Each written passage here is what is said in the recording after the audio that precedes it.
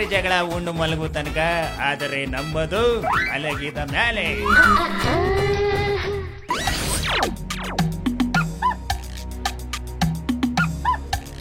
ಈ ಹಣದ ಎಲೆಕ್ಷನ್ ಬಂದಿರೋದಿರ್ಲಿ, ಯಾವ ಟಿವಿ ಹಾಕಿದ್ರು ಬರೀ ಬಿಳಿ ಜಳಿಗಳೇ ಕಾಣ್ತವೆ.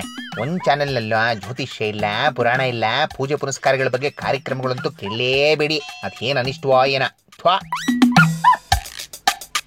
ಈ ಗುಡ್ಗುಳೆ ಅದ್ ಯಾಕಂಗೆ ಕ್ಯಾಕೋಡ್ಸ್ಕೊಂಡು ಉಗಿತಾ ನಿಂತ್ಕೊಂಡಿದ್ದೀರಾ? ಒಳ್ಳೆ ಮೋದಿ ಬೆಂಬಲಿಗಿಡ್ತಾರ. ಲೋ ಪೀಪಾಯ್ ರಾಜ, ಎಲ್ಲೋ ಸಹಾಯಕ್ಕೆ ಹೋಗಿದ್ದೆ ನಿನ್ನೆ ಎಲ್ಲ ರಾತ್ರಿ. ನೀನಿಲ್ದೆ ನಿದ್ದೆನೇ ಬಂದಿಲ್ಲ ಗೊತ್ತಾ?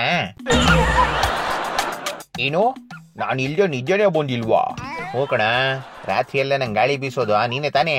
ನಂಗೆ ಫ್ಯಾನ್ ಗಾಳಿ ಬರೀ ಆಗಲ್ಲ. ಈ ಬಿಸಿಲಿಗೆ ನಿದ್ದೆನೇ ಬರ್ಲಿಲ್ಲಪ್ಪ. ಹಂಗೇಳಿ ಮತ್ತೆ ಅದೇನಂದ್ರೆ ಗೌಡ್ರು ಈ ಸಲ ಎಲ್ಲಿ ನಿಂತ್ಕೊಂತಾನೆ ಅಂತ ಕೇಳ್ಕೊಂಡ್ ಬರಕ್ ಹೋಗಿದ್ದೆ. ಅವರೆಲ್ಲೋ ನಿಂತ್ಕೊಂತಾರೆ ಪಾಪ, ಕುಂತ್ಕೊಳ್ಳೋದೆ ತಾನೇ ಆರಾಮಾಗಿ. ಪಾಪ ವಯಸ್ಸೇನು ಕಮ್ಮಿ ಆಗಿದೆಯಾ ಅವ್ರಿಗೆ? ಈ ಗುಡ್ಗುಳೆ ಗೌಡ್ರಿಗೆ ವಯಸ್ಸಾಗೈತೆ ಅಷ್ಟೇ, ಆದ್ರೆ ಅವ್ರ ಲೆವೆಲ್ಗೆ ತಾಕತ್ತು ದೊರಪ ನಮಗೂ ನಿಮ್ಗೂ ಇಲ್ಲ ಗೊತ್ತಾ? ಈಗಲೂ ಅವರು ಖಡಕ್ ಕ್ಯಾಂಡಿಡೇಟ್. ಸರಿ, ಹಂಗಾದ್ರೆ ಎಲ್ಲಿ ನಿಂತ್ಕೊಂತಾರಂತೆ ಈ ಸಲ? ಅಯ್ಯೋ, ಅದ್ ಯಾಕೆ ಕೇಳ್ತೀರಾ? ಸಿದ್ದರಾಮಯ್ಯ ಅಂಡ್ ದಿನೇಶ್ ಗುಂಡೂರಾವ್ ಅವ್ರು ಎಲ್ಲಿ ಹೇಳ್ತಾರೋ ನಿಂತ್ಕೊಂತಾರಂತೆ. ಸರಿ ಆಯ್ತಾ, ಮೊದಲೇ ಸಂಖ್ಯಾಶಾಸ್ತ್ರದ ಪ್ರಕಾರ ಈ ವರ್ಷ ಅವ್ರಿಗೆ ಆಗ್ಬರಲ್ಲ. ಇನ್ನ ಆ ವೈನೋರ್ ಮಾತು ನೆಚ್ಕೊಂಡು ಹೋದ್ರೆ ದೇವರೇ ಗತಿಯಪ್ಪ. ಯಾವನೋ ಅವನು ಬೆಂಗಳೂರಲ್ಲಿ ಮೋದಿ ಅನ್ನೋನು. ತಿಮುರ ಹೋಗರ.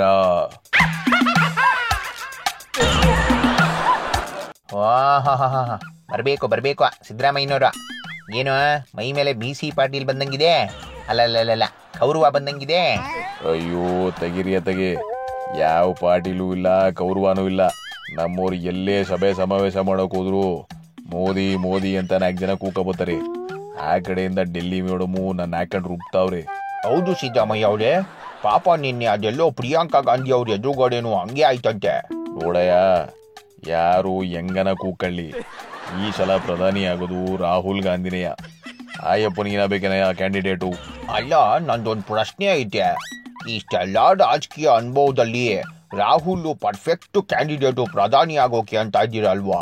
ಹಂಗಾದ್ರೆ ನೀವು ಮತ್ತೆ ದೇವೇಗೌಡರು ಏನು?